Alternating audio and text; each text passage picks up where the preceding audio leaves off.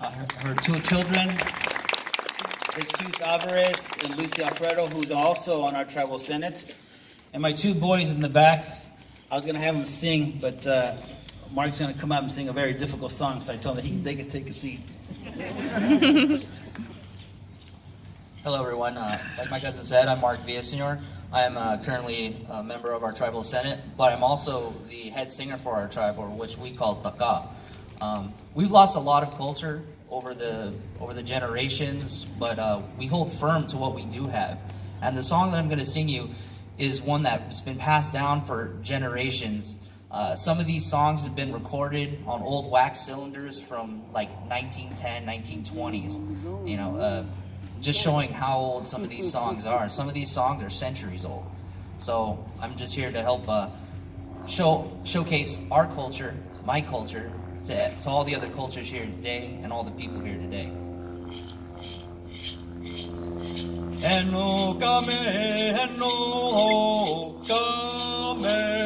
ata kaeva me hai heno po ata kaeva me hai heno po ata kaeva me hai ehera Bawara bukmada heno kame ata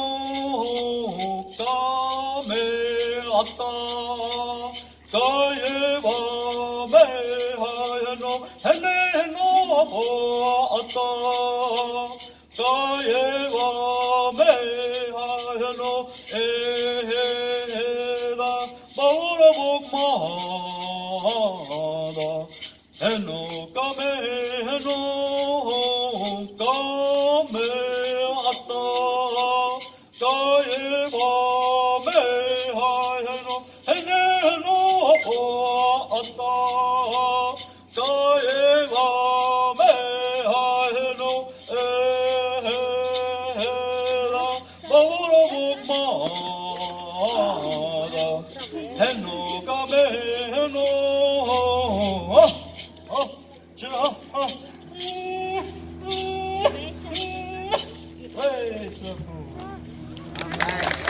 Thank you. Again, thank you.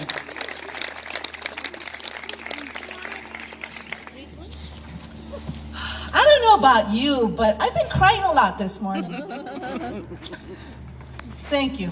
Thank you for the honor. And thank you for sharing your life with us. Okay, everybody. They know me as a Chiona anyway, so it's okay. And you know, I want to bring up an interesting point before we start our Pacoima Education Award. Excuse me, yes. In having the honor of looking for our historical pictures to put on our, to add to our digital website, I've been speaking to many people, and there's a funny, I would say, not a concept, but a train of thought where, and I don't know where it comes from, but for some reason, some people feel that San Fernando is over here and Pacoima is over here, especially if you talk to some of the veteranos of the olden days. But what I've been finding out is that our histories, and especially in doing the World War II exhibit, it was such a small community with not that many houses, not that many buildings, and everybody was dependent on one another. So maybe there'd be people who lived in Pacoima and they went into San Fernando and they ended up getting married, or it could be that a business started in Pacoima and then went to San Fernando and then it started to develop, or it could be that people who started out in Pacoima, just like myself, I was born in San Fernando Hospital and raised on Penny Street. But here we start our first years in Pacoima, and it doesn't matter if you were here for 15 years, 20 years, whatever, and you go on to another city, Pacoima is still in our hearts. I felt so much energy from you and from people around us about Pacoima. So I just want to recognize that it's a good thing that we keep Pacoima in our hearts. And for that reason, I'm so excited that we are recognizing Pacoima Grammar School. how many of you went to Pacoima Grammar School or Pacoima Elementary? How many of you went to Pacoima? Okay. Yes, all right, thank you. All right, so Pacoima Elementary, do you know that it is the oldest school in the San Fernando Valley? Yes. Founded in 1888. Can you imagine? 1888. So founded in 1888, the original building, and we have pictures of the original building in a couple of locations. It was by the railroad tracks. But as everybody knows, Pacoima has a history of being inundated with floods, right? I don't know if you remember when it used to rain, we knew we had floods. Oh, it was just, for me, as a kid, it was wonderful because I didn't have to go to school because I couldn't cross Van Nuys Boulevard, so that's okay. But once again, in 1881, we had a great flood. And at that time, that's when many of our Victorian homes that we had here that were developed, Pacoima was supposed to be an elite neighborhood. And when Jewett, what was his first name, Crystal? Jewett Allen, see how I depend on her? When he bought this land from the United States government, that was taken from our Native Americans, when he bought it, he wanted to develop this elite neighborhood. So they built many Victorian homes. In fact, we still have one standing in the neighborhood behind us. It's either a Mercer and Judd, beautiful home. Well, during that time, the flood wiped out our school, wiped out the neighborhoods. So after, it was rebuilt. And they rebuilt it on Norris Street. And on Norris Street, it was built in 1905. However, if you go to the school, it says established 1915. Well, what had happened is in 1915 is when LAUSD incorporated the school. It became part of the LAUSD school district. And once again, it's the oldest school in the valley. And it is the home or the alma mater to many of our family. Even my mom went to that school. So if I'm this age, can you imagine how old my mom was or how far back that is? So it's an awesome thing. Many, many people went to Pacoima Grammar School. But now I'm going to introduce somebody to you because in the wonderful history of Pacoima, Pacoima Elementary became a charter school. And on that note, I'm going to bring up Sylvia Fajardo, who is the principal of Pacoima Charter School. Sylvia. And we would like to invite Sylvia's team to come up. The team, our Pacoima team, come on up. Come on, you know this is a team effort.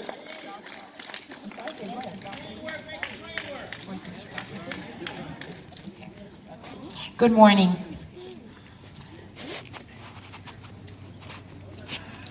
So it is an honor for us to be here to receive this recognition and this designation as Pacoima Charter School as a historical site.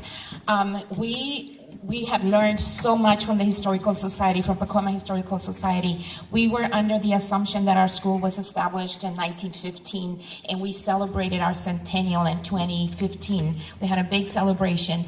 So now we're finding out all these important facts that we were not aware of. In Pacoima, just a little history, like she said, it was incorporated into LAUSD in 1915, and we were LAUSD all the way up to 2003. In 2003, our school, the LA Times published an article in which listed Pacoima as one of the 100 worst schools in California, and that was what made the decision for us that we needed to separate from Los Angeles Unified School District, and we did, and we became an independent charter in 2003, and ever since then, it's been almost, how many years? 15 years.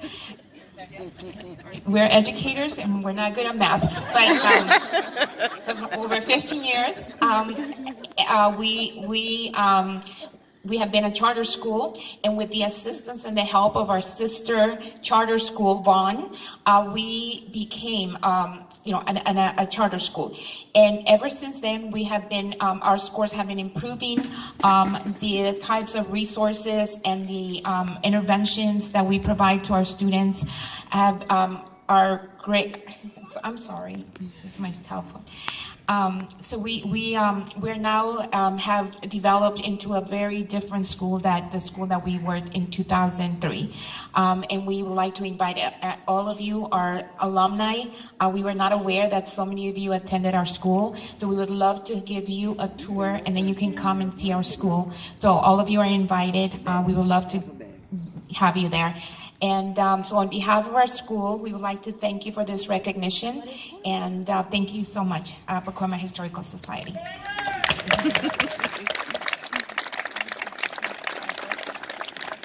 And Sylvia, I want you to see the certificate we're receiving, or they're receiving, is from Councilwoman Monica Rodriguez in the city of LA.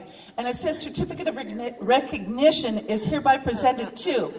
Now this says Pacoima Elementary School. So I just want to make sure you understand we are Pacoima Charter Elementary, or Pacoima Elementary Charter. However, this is a historical document recognizing the importance of Pacoima Elementary in our history. And what you are all doing right now is continuing to make Pacoima strong and educating our children the way they need to be educated as part of the history of Pacoima. So on that note, we thank you.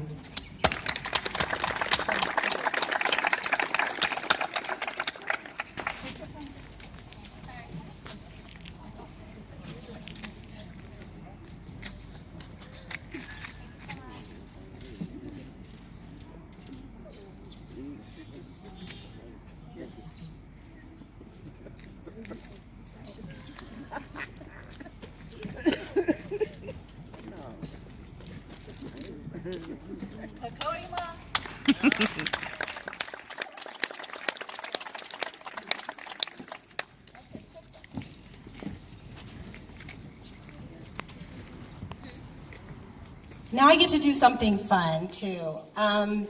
We have a lot of historic businesses here in Pacoima, which some have left, but some are still here. So I get the honor to present some awards. The first one is to Tres Sierras Market.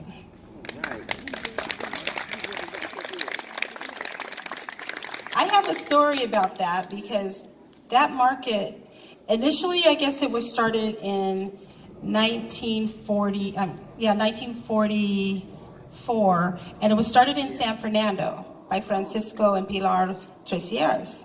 And I guess they outgrew it pretty fast and then ended up opening up in 47 here in Pacoima. Well, around that same time, my great-great-grandmother also opened up a restaurant called Lee's Restaurant. And I actually did that story, it's in the Pacoima Stories thing. But that market, a lot of people didn't know about it because it was only around for a little while. But the door to where the market is, it's still in Tres Sierras on the side on Van Nuys Boulevard. You can still see where that door was. And actually I have a picture of them standing in front of it. So I get excited when I see that and just know that that's part of history. That's part of, my family had a little tiny segment. But that restaurant was the only place where African Americans could go dance. During the day they ate. Because in the 40s, times were different. They were able to eat during the day, and they actually went and partied during the nighttime. So it was a funny story, but I actually enjoyed it. But Tres Sierras Market has been a stellar staple in the neighborhood in Pacoima altogether. They ended up opening up a ton of other stores. It went from, I guess, market to supermarket. Now it's a bunch of supermarkets. And to receive the award for that is Daniel Tres Sierras.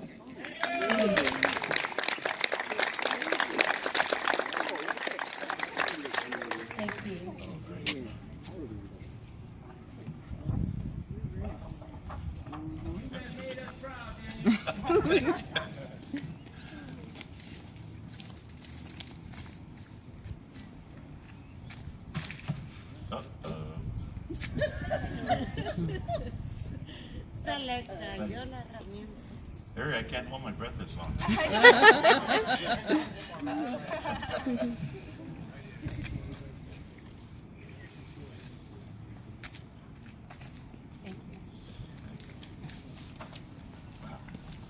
What an honor and a pleasure. My dad would be so proud to be here today. Unfortunately, he passed away at the age of 90 a year and a half ago. And I can remember going to work with him at the store down on Van Nuys Boulevard before child labor laws Used to put me to work at, age 10, packing beans and what have you. And I can remember walking these streets, handing out flyers. Damn, we had a lot of dogs around here. Used to chase you all the time. I was also, like my dad, he was born in San Fernando. He was born in a house at the corner of Maclay and Laurel Canyon when it was a dirt road. And then later I was born in San Fernando Hospital, just like some of the other people here. Went to Telfair Elementary School. Hey, all those Telfair Elementary School? Yeah. After that I went to Mary Immaculate Parochial School, where I met my great oldest friend, Ernie Reynosa, who's here with a hat. We go back to the 3rd grade. We'll never forget Sister Anastasia because she'd always hit us on the back of the wrist with a ruler. Then went on to Alemany, and then on to San Fernando High School. And Arthur Broadus was in the same class with me, and I understand we're going to our 50-year class reunion in a couple of weeks. Let's hear it for San Fernando High School. What else can I say? I didn't know about the Indian word. I always heard it was Underground River. Now I know better. I want to thank Crystal Jackson for contacting me. What a great, great honor and event to do something like this for the recognition of Pacoima. On another note, I just want you to know that we have a lot of great people that have come out of this city, born and raised, and have done something. And I'd like to let you know and toot my own horn. In January, on the 26th, I will be installed as the first Hispanic president for the Board of Realtors in 100 years.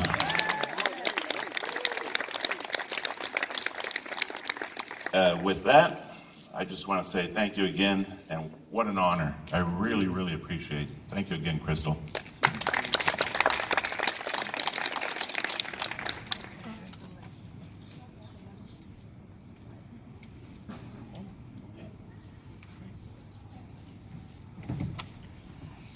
The next historic business that I want to talk about is Ali and, okay. This business opened up in the 50s on Van Nuys Boulevard. I guess it moved around a little bit, but stapled. They opened up in a time when men and women couldn't be in the same building, in the same facility. They had to be separated when they were doing hair. It was a special time, but this particular shop serviced so many superstars. You walk into it, you see Red Fox, you see New Edition, you see Jackson 5 pictures. They serviced, Freddie Carter and Ollie Carter were the two that started it, and they serviced all the celebrities in the Valley. So they had a big, big reckoning. When I post stories on Stylesville, the comments I get, everyone just raves about Freddie Carter did my first hairdo, and I still bring my kids, brought my kids to get their hair done there. And people really appreciate that business, and they're in the same building that they've been in for a long time, and people still highly appreciate that business. And here today, they're over here, but we have one of the originals. We have Freddie Carter's wife, Ollie Carter, and the daughter, Nellie Carter. They came here to accept the award. They're not going to come up, but I'm going to I'll have somebody take the award to you. But they're here to recognize. Stylesville is a stellar. There have been a lot of articles written on Stylesville, and one of the things that it's ran now by Greg Fawcett, the grandson of Freddie Carter, and he said when he was, they wanted to paint some murals on the building there, and he said, well, as long as it's somebody African-American, then I'll appreciate that. So they did. They painted a really nice picture, really nice mural on the side of the building there. And they've just been a business that,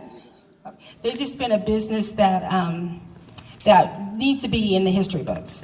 I have some pictures of it, and it's just something that would, so Nellie Carter, you're gonna come up and get it. Thank you.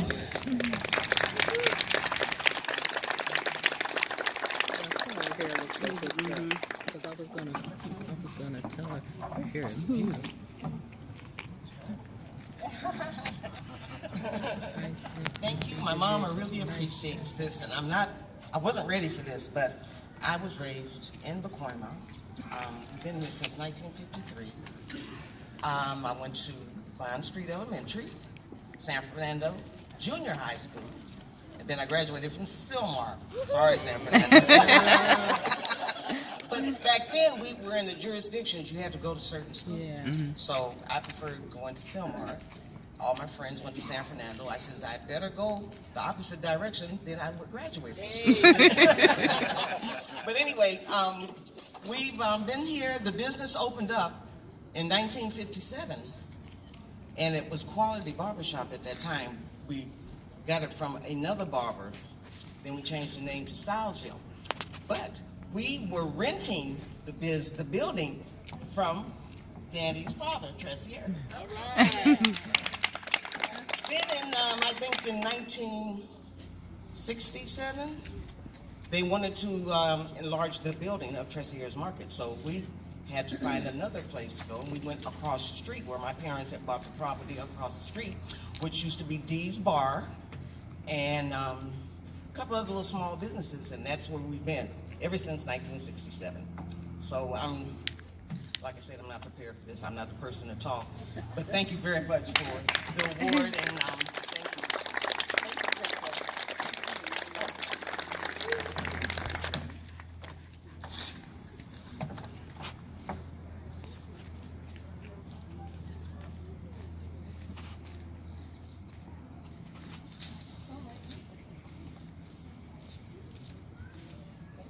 thank you.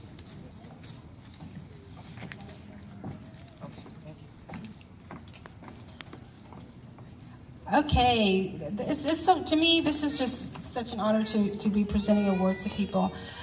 But there's history, but there's also something going on today too that needs to be acknowledged. Because back in the old days here in Pacoima, when travelers were coming through, you opened up your homes and you let people stay. You made sure you fed people. It was a different time and a different era. Today we have a serious problem with homelessness.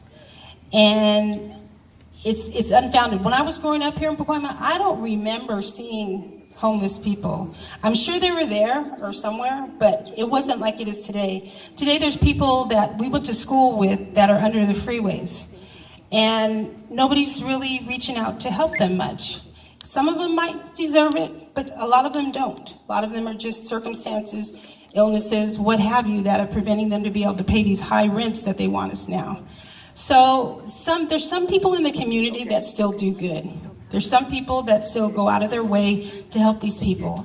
And we asked for nominations for awards, and somebody wrote in and talked about, and he happens to be a friend of mine, but they talked about him, and I knew he was doing stuff in the community. I knew he was giving water and food to some of the people living under the freeways. I knew that he went in there and cleaned up a mess because they were going to kick them out, but there was trash and there's all kind of issues. He brought in a porta potty to house the people, but the city didn't want that there. They don't want to encourage it.